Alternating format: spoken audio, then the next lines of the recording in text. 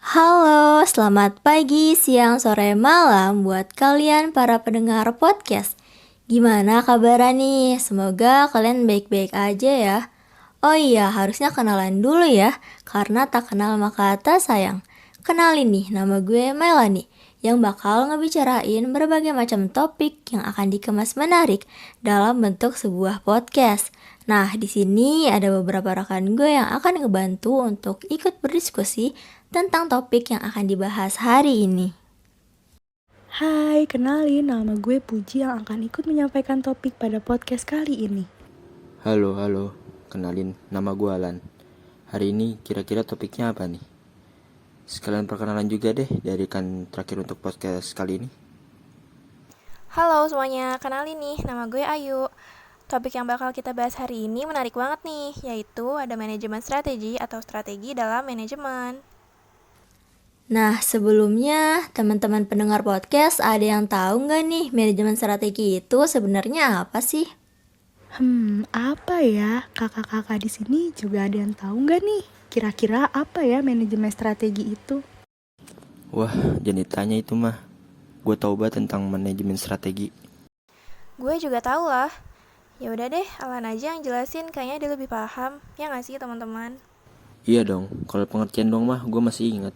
Jadi, manajemen strategi itu merupakan proses dalam pengambilan keputusan, menerapkan tindakan, dan mengevaluasi hal-hal apa saja yang sudah dilakukan oleh perusahaan secara baik. Wah, jadi manajemen strategi ini memungkinkan perusahaan menjadi lebih jelas tentang bagaimana mereka menambah nilai atau value mereka atas konteks perubahan. Benar gak sih? Bener banget nih, dalam manajemen strategi juga ada 3 perspektif loh. Ini kalian pada tahu nggak nih? 3 perspektif dari manajemen strategi itu ada planning, learning, dan political perspective. Planning merupakan identifikasi misi dan juga tujuan dari organisasi serta strategi yang digunakan melalui SWOT analysis. Learning yang dimaksud ini bisa dari intended strategi atau emergency strategi. Kalau intended strategi ini menunjukkan beberapa plan, yang plannya ada yang direalisasikan, sedangkan emergency strategi merupakan tindakan yang diambil dalam waktu atau beberapa jenis konsistensi atau pola. Yang terakhir gue tahu nih, political perspective kan. Political perspective ini yang mencerminkan bahwa perencanaan tidak pernah dapat memberikan pandangan ke depan yang lengkap. Wah, informasi baru lagi nih buat kita dan teman-teman yang lagi mendengarkan podcast ini. Jadi, ternyata manajemen strategi itu punya 3 perspektif yang berbeda ya. Kalian sebelumnya udah pada tahu belum nih? Keren. Terus kira-kira gimana ya cara manajer mengembangkan strateginya? Boleh dijelasin gak guys? Biar pada tahu nih pendengar podcast kita, gimana ya cara manajer mengembangkan strateginya? Nih, gue jelasin dari sisi loop strategi ya. Loop strategi itu terdiri dari 4 hal. Ada make sense atau masuk akal dalam lingkungan eksternal maupun internal. Terus ada make choice atau membuat pilihan untuk strategi dalam tingkat korporat dan unit bisnis. Lalu ada make things happen atau mewujudkan sesuatu untuk memberikan strategi. Dan yang terakhir ada make revision atau membuat revisi untuk merefleksikan hasil dan mengambil informasi baru. Wih, lengkap banget sih ini penjelasannya. Gimana nih teman-teman yang di rumah? Udah pada paham kan ya?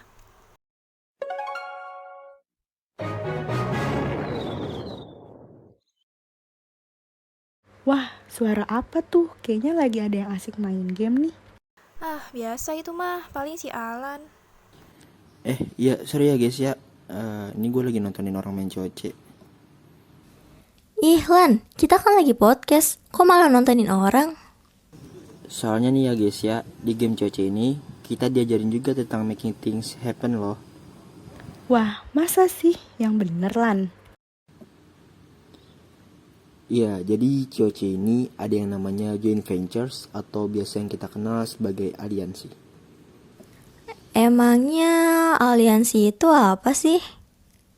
Nah, jadi aliansi itu adalah suatu hubungan atau kerjasama antara beberapa kelompok yang di dalamnya memiliki tujuan yang sama dan melibatkan beberapa bidang. Wah, bahkan di dalam game loh juga menerapkan sistem manajemen strategi ya ternyata. Iya, betul banget. Ternyata kita bisa juga ya main game sambil mempelajari lebih dalam tentang konsep aliansi. Mulai dari pengertian, beberapa perspektif, sampai cara mengembangkan strategi udah kita jelasin loh.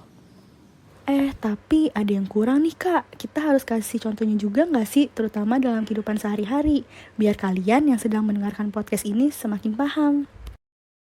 Wah, bener banget tuh. Coba nih, Puji sama Alan kasih contoh gimana sih manajemen strategi dalam kehidupan sehari-hari. Kalau dari aku sih, mulai dari hal kecil ya. Contohnya, aku kan tipe orang yang susah bangun pagi nih. Jadi, aku buat manajemen strategi aku harus bangun jam berapa biar terhindar dari kemacetan, terus bisa sampai ke tujuan tanpa telat deh. Kan gak enak ya kalau telat terus ditanya dosen, kenapa telat? Masa alasannya macet sih? Itu hal kecil banget, tapi efeknya bisa sampai luas. Jadi bagiku itu penting sih. Kalau gue sih mungkin lebih ke keuangan ya. Soalnya gue orangnya kadang suka boros. Jadi pemasukan sama pengeluaran harus benar-benar diatur, salah satunya ya pakai manajemen strategi ini. Mulai dari pemasukan atau pengeluaran sampai investasi juga gue udah tata rapi sih, dan gue atur secara efisien juga. Mungkin biar mudahin gue buat ngatur keuangan gue. Keren-keren banget nih. Jadi kesimpulannya di sini, manajemen strategi yang merupakan proses dalam pengambilan keputusan dan mengevaluasi beberapa hal ini terbagi menjadi beberapa perspektif, dan juga ada cara tersendiri dalam pengembangan strateginya. Iya, benar banget tuh. Manajemen strategi juga ternyata perlu banget loh buat kita terapin di dalam kehidupan atau aktivitas kita. Soalnya emang bermanfaat banget sih buat kehidupan sehari-hari. Nah, jadi buat kalian yang sekarang lagi dengerin podcast nih, boleh tuh mulai diatur manajemen strateginya. Atau habis podcast ini selesai juga bisa, ya kan? Oke deh, kalau gitu gimana nih teman-teman? Banyak banget kan informasi yang bisa kalian ambil dari podcast kali ini? Nah teman-teman, gak berasa ya kita udah di akhir acara. Kayaknya cukup sekian yang bisa kita sampaikan dalam podcast kali ini. Gimana, seru gak nih topik yang kita ambil? Seru banget dong, pastinya podcast selanjutnya bakal lebih seru lagi nih. Jadi jangan ketinggalan ya guys ya, dan stay tune terus di channel podcast kita.